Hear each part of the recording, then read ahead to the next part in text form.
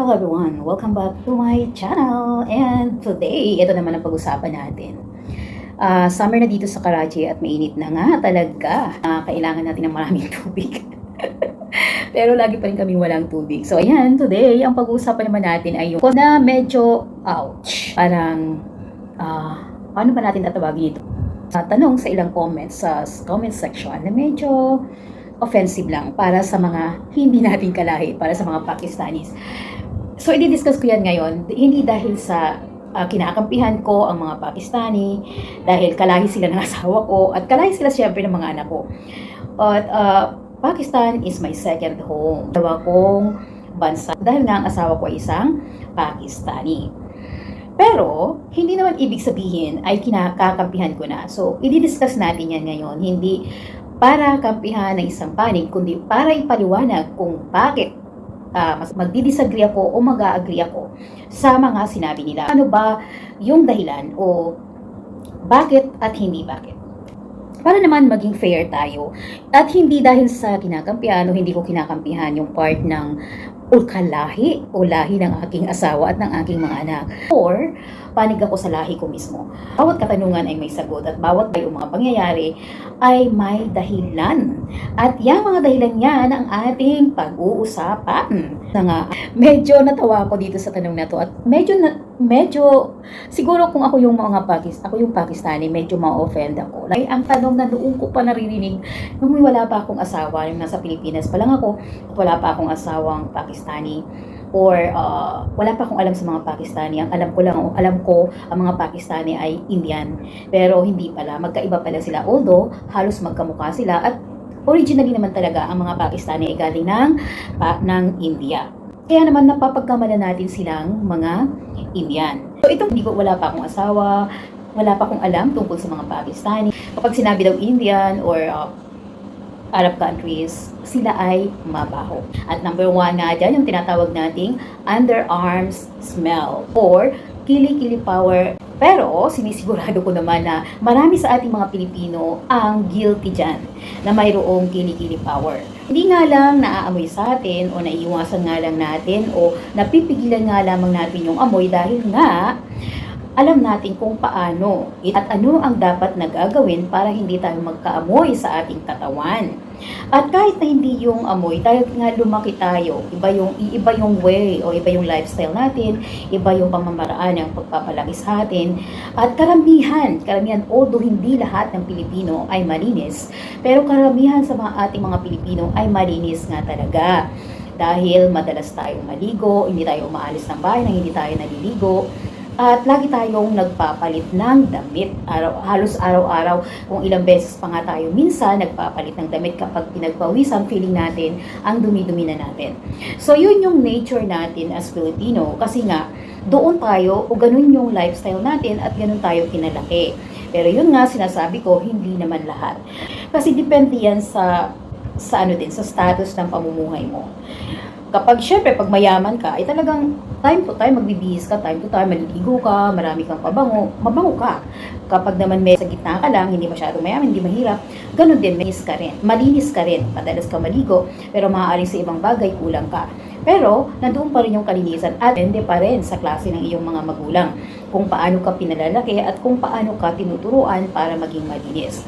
At kapag mahirap ka talaga dahil nga doon sa status ng pamumuhay nyo, maraming kulang. Walang tubig, walang pambili ng deodorant. May mga magulang na kahit mahirap ay napapanatili pa rin nila yung kalinisan ng kanilang anak. Kasi nga yun yung nature natin o yun ang kinalakihan natin. Pero yung status natin sa buhay ay napakalaki ng nagagawa o napakalaki ng impluwensya sa ating personalidad o sa ating pagkatao. At syempre, isa na rin yan o kaalaman. Halos lahat ng mga Pilipino ay nag-aaral. Gaano kahirap ay nakakapag-aral. So sa paaralan, tinuturuan din tayo kung paano tayong maging malinis. So marami tayong resources para matuto kung paano nating mapanatiling malinis yung ating katawan. Kaya naman pag nakakaamoy tayo ng ibang lahi na hindi natin gusto, lalo na pagdating sa kilikili power or sa underarm smell, ay parang feeling natin ang dumi-dumi na nila. Kasi nga nga hindi tayo ganun. So kaya naman minsan nagiging rude na tayo at parang feeling natin perfecto na tayo at sila ay madumi, tayo ay malinis. At ano ba yung dahilan kung bakit maraming mga Pakistani ang may amoy sa katawan? Kabataan ko pa, kabataan talaga. Oo, kabataan, pero maliit ako noon, maliit pa rin ako hanggang ngayon. Actually, nung bata pa ako, siguro hindi na naman bata, nasa 30s or 20s na ako. May nagsabi sa akin nung nakapag-asawa ko ng isang Pakistani na, ang Pakistani daw ay mabaho. Pero, kasi nga wala naman akong alam about Pakistani. Kumbaga, hindi ganun kalawak yung aking knowledge about Pakistanis. Mas marami kasi yung alam natin sa mga Indians kisa sa Pakistanis. Magkakapareho sila ng mukha, ang nasa isip agad ng nating mga Pilipino, na mabaho. Okay, may amoy ang mga ganitong lahi. Pero, nung naging asawa ko, hindi naman sa pagyayabang or dahil asawa ko, no? Pero wala akong naamoy. Wala siyang amoy at naliligo siya bago umalis at pagdating ng bahay. Kaya sabi ko, ba't ka naliligo? Kasi di ba sa atin kapag galing ka ng labas, hindi dapat naliligo kasi mapapasma ka kapag naliligo ka galing sa labas, lalo na kapag nakasapatos ka. Pero siya, after 5-10 minutes, naliligo talaga siya. Kasi sabi niya, mas okay pa daw yung hindi ka maligo bago lumabas kesa yung hindi ka maligo pagkagaling sa labas. Kasi nga, pagkagaling mo sa labas, lahat ng dumi ay nalalanghap mo. So parang common sense, which is para sa akin tama. Kasi nga sa labas, mas mahaba yung oras natin sa labas at mas marami talaga tayong nakukuhang germs or amoy ng mga sasakyan, amoy ng mga, kung depende sa lugar mo, di ba?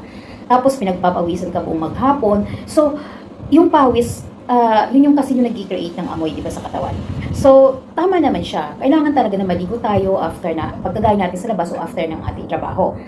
Sa atin naman, bago tayo pumasok, bago tayo lumabas ng bahay, naliligo tayo. Pagdating natin, hindi na tayo naliligo, naghihilamos na lang.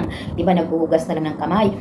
At iba, hindi nga, naghihilamos na lang bago matulog. Kamay yung sinabi ng asawa ko. Although hindi naman lahat, tulad nga na sinabi ko, marami ang basihan, okay? Depende sa status ng buhay natin.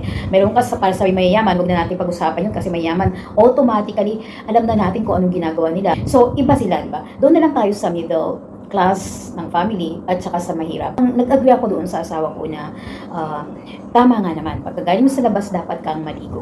Which is naman ako ang nakataon pa lang, naisip ko, parang hindi naman lahat. Bakit kung asawa ko walang amoy? As in, wala talaga. Hindi siya nag-deodorant, pero nagpe-perfume talaga siya. At hindi siya nag-aamoy pawis, kahit yung damit niya, hindi nag-aamoy pawis. Okay? Honestly, hindi siya nagpapalit ng damit everyday. Kasi iba yung panlabas niya sa pambahay niya. So, after niya yung maisuot, ihahang niya ng maayos, okay? Para siguro mawala yung amoy, kung ano man yung amoy na galing sa katawan mo. Tapos, magpapalit na siya ng pambahay. The next day, yun pa rin yung isusuot niya. Siguro, after 2 days, saka pa lang siya magpapalit. But not every day. So, talagang naliligo siya umaga, bago umalis, at pagkarating, bago matulog. Yun yung nakita ko sa asawa ko. Kaya naman siguro wala nga siyang amoy sa katawan niya. Noon nang nandun pa ako sa Pilipinas, yun nga yung mga naririnig ko sa maraming mga tao na yan nga, ganyan nga daw yung mga Pakistani, ganyan yung mga Indian, mabaho. Pero agree ako sa iba, okay? Mayroon talagang iba na may amoy. Pero hindi po lahat. Parang tayo din namang mga Pilipino, hindi tayo lahat ay malinis. At hindi rin lahat ng Pakistani ay malinis. At depende rin sa level ng kanilang buhay. Pero sa kanila kasi, siguro kahit mayaman, mahirap o hindi, ay maaaring may amoy sa katawan. Ito yung dahilan Kasi pinag-uusapan yung mga personal hygiene sa school nila. Siguro dahil yan sa religion. So may mga bagay na hindi nila dinidiscuss sa school or public or sa harapan ng ibang tao. Kung yung magulang ng isang Pakistani ay hindi alam, o especially yung nanay, ay walang alam tungkol sa personal hygiene, paano niya tuturuan yung anak niya.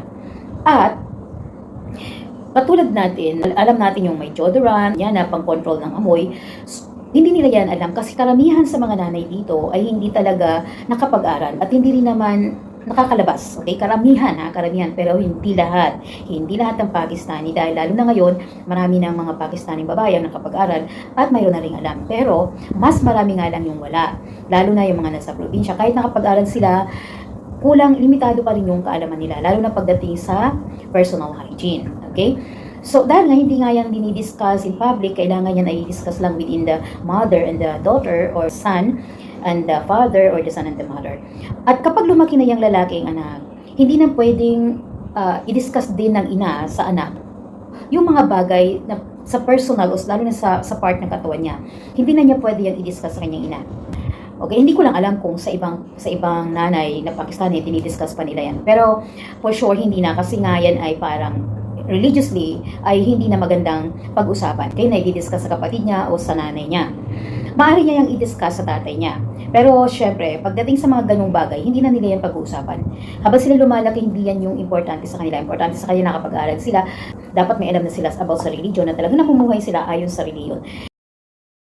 Masyadong binibigyan ng tuon yung kung ano yung amoy nila sa katawan unless yan ay sakit. Pero yung mga amoy lang, hindi na nila yan pinapapansinin. So, bakit hindi ka nagpalit ng damit? Hindi na nila pinag-usapan yan kasi nga ganun din yung magulang nila. Dahil sa magulang ay masyadong strict doon sa way ng iyong pananamit na dapat lagi kang maayos at decent. Maaring papansinin niya ng magulang yung pananamit mo, yung kilos, yung ano yung nangyayari sa katawan mo, hindi na nila yung pag-uusapan. Kasi sa reliyon kasi nila, o sa kultura nila, hindi pinag-uusapan yung parts ng katawan ng babae at yung parts natin within opposite sex. Kahit pa yan ay mag-ina. Basta kailangan ng anak ko ay maayos ang damit, magandang tingnan, maayos ang buhok, may manners, gano'n. At higit sa lahat ay naniniwala sa alam ang Quran.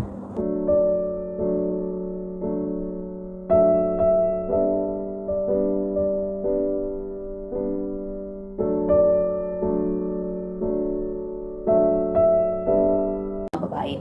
So wala sa status ng pamumuhay nila yung kalinisan. Hindi nila pinag-uusapan openly yung about sa parts ng babae.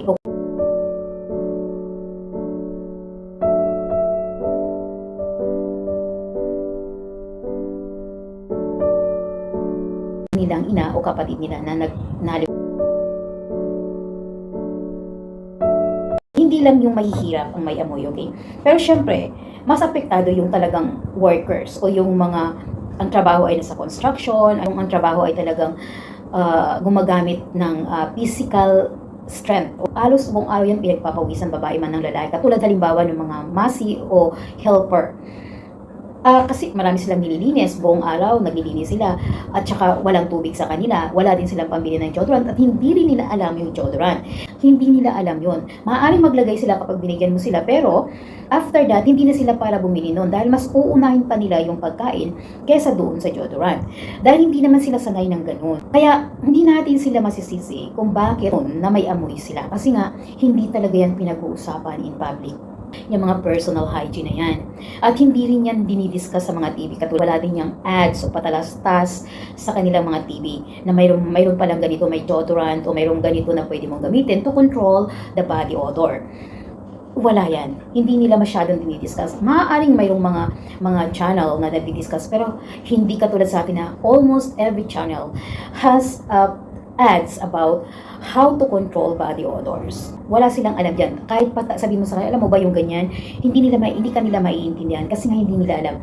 At kahit pumunta ka sa mga grocery store, kapag naghanap ka ng deodorant, may makikita kang deodorant, pero very small part ng kanilang store rack, makikita mo yung deodorant. Hindi ganun karami at hindi ganun ka-obvious. Kasi nga, hindi naman uso or hindi nga nila alam at wala nga talaga silang alam. So, yun yung dahilan kung bakit may amoy o marami sa kanila ang may amoy at yun ang para sa atin ay katawa-tawa o tinatawanan natin na hindi naman natin naiintindihan kung bakit. At isa pa dyan ay yung madalas ba silang maligo? Sa part na ito ay depende sa klase ng pamilya. Mayroong pamilya na madalas maligo at may pamilya na talagang bihirang maligo. Lalong-lalo na siguro yung mahihirap kasi nga dito sa Pakistan, number 1 yung problema, yung laging walang tubig kahit nga kami laging walang tubig. So paano sila maliligo? Diba? So hindi natin masisisi, kulang sa ligo. Yung mayayaman naman, ay bihira na yata yung mayaman na hindi naliligo. Lalo na dito sa city, ewan ko lang, pero kasi napapalibutan ako ng mga relatives ng asawa ko, yung family ng asawa ko.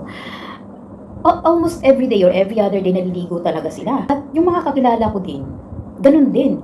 Pero maliban lang talaga dun sa mga masi, talagang nakikita ko na hindi talaga sila, siguro baka once a week or maaaring hindi. Kasi nga wala talagang tubig, wala silang tubig, kahit nga yung damit nila paulit-ulit na lang. Kaya naman talaga nagkakaroon ng amoy. At ganun din naman construction worker, yung mga trabaho kailangan ng lakas ng katawan at pinagpapawisan buong araw, hindi rin siguro sila naliligo, hindi rin na tapos paulit-ulit din yung damit nila, lalo na yung mga workers. Kasi nga, ang mahal-mahal kaya ng damit nila. Yung araw-araw kang magpapalit ng damit, saan sila kukuha ng pambili? Ay, ang mahal ng isang set noon. Diba? Pangita, basta terno yan. So, ang ginagawa nila, siyempre, iba yung pambahay, iba yung panglabas nila. At paulit-ulit yun, na yun ang damit nila. Kaya rin nagkakaamoy, di ba? Kaya hindi natin masisisi. Pero yung mga taong, yung mga professional na lalaki na nag-work, bihira na lang yung may amoy. Karamihan ay hiwala na rin amoy at malinis. Pero ewan ko lang ha, kasi nung nagtatrabaho ako dati, syempre everyday akong lumalabas. Tapos marami din ako nakasalaki, lalo na mga estudyante. Wala naman, hindi ko naamoy. Kasi nga siguro, bilang sila doon sa mga may kayang pamilya, at saka yung mga nagtatrabaho, although paulit-ulit yung damit nila, baka ganun din ang ginagawa katulad ng asawa ko. So wag nating gawing katawa-tawa. Instead ay unawain natin at kung kaya nating turuan, kung halimbawa mayroon tayong kakilala o kasamahan sa trabaho na ganyan may amoy, kung kaya mo namang mag-open o kung kaya mo namang magsabi sa kanya, bakit hindi, di ba? Bakit hindi natin subukan na sa magandang paraan na ganito? At kung asawa naman natin ganyan, halimbawa ang asawa mo may amoy, pwede mo namang sabihin na in a nice way. Kung anumang paraan na pwede mong sabihin na ligo siya araw-araw, maglagay siya ng deodorant, tayo na lang yung magtuturo. Imbis na sabihin natin na ay may amoy ang mga Pakistani. Opo, mayroong amoy at mayroong hindi. Parang tayo din, mga Pilipino. May malinis at mayroong hindi. Mas lamang nga lamang sa atin ang walang amoy dahil tayo ay may alam. At sila ay kulang sa kaalaman. Hindi dahil sa kulang sa kaalaman dahil sila ay wala talagang alam, kundi dahil sa hindi nga talaga siya pinag-uusapan in public because of the religion. Yan lamang, and thank you so much for watching. If you are new to my channel, please don't forget to subscribe, like, and share. Have a great day everyone. See you on my next video. Bye for now.